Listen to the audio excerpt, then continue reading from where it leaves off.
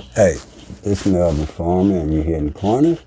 And today we're going to talk about Boosie Badazz arraignment today in San Diego federal court in downtown San Diego, California, stemming from his arrest up under federal gun charges for being a felon with a weapon, in possession of a weapon. Possession. That's a big word.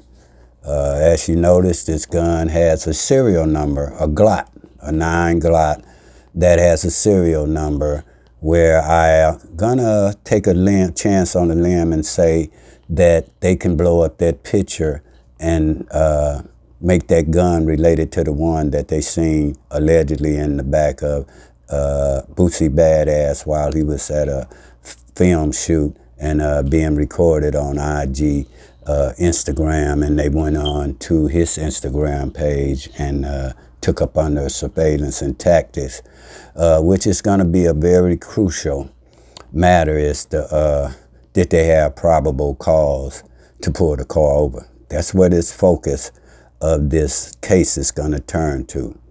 That's the only argument.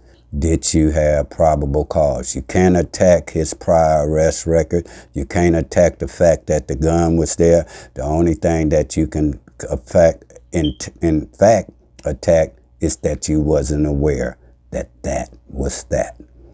So let's start off with the charges and up under the penal code that he's charged up under, US 18922GI, which is a felony enhancement in prior conviction, habitual criminal, where you have 3 violent felony offenses convictions or 3 drug convictions, which we said earlier. I predicted that that's what the charge is, 922G, and be aware if that does come out.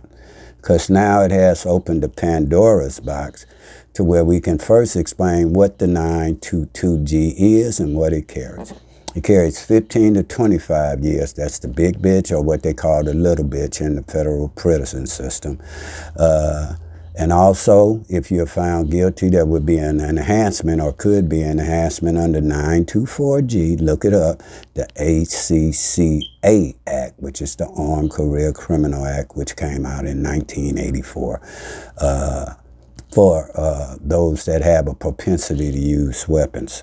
So Boosie Badazz right now is facing a minimum of 15 up to a possible life sentence.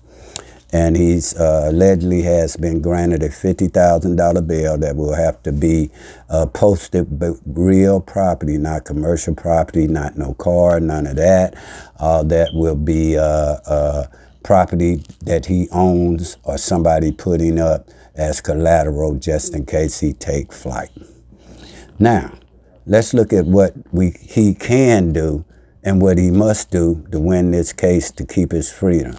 He has to prove that the police didn't have probable cause to pull that old car over to confiscate the weapon. It's called the fruit of the poisonous tree. If the seed is dirty, that means the roots and everything else, the fruits, are no good.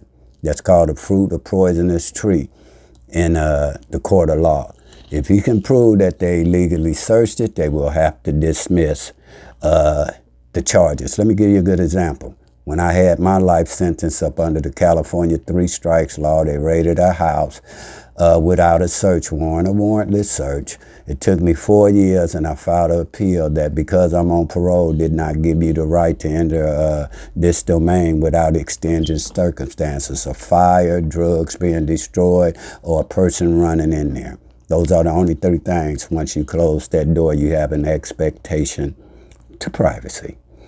So, when Boosie gets pulled over, the first thing he say is, I was having a physical ailment where I was being rushed to the hospital. He will be able to put that on record, which is what he did. So when he go to court, he can say we was running these red lights or whatever they say. He can counteract and say he was having a physical ailment that needed urgently medical care. But now on the other side, since they playing checkers at the beginning and now they playing chess, the defense is going to counter, the prosecution is going to counter and say That's irrelevant.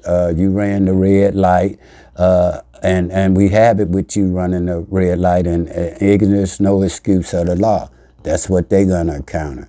So Boosie and them should be saying that the San Diego police were used by the FBI as a subterfuge to do FBI purposes with it up under the gauntlet that the state had pulled him over, which is San Diego police. Get what I'm saying? In other words, they used a state agency to do something that the federal agency couldn't do or was reluctant to do. So they did that for their purposes, which would allow them to turn this case into a federal gun charge.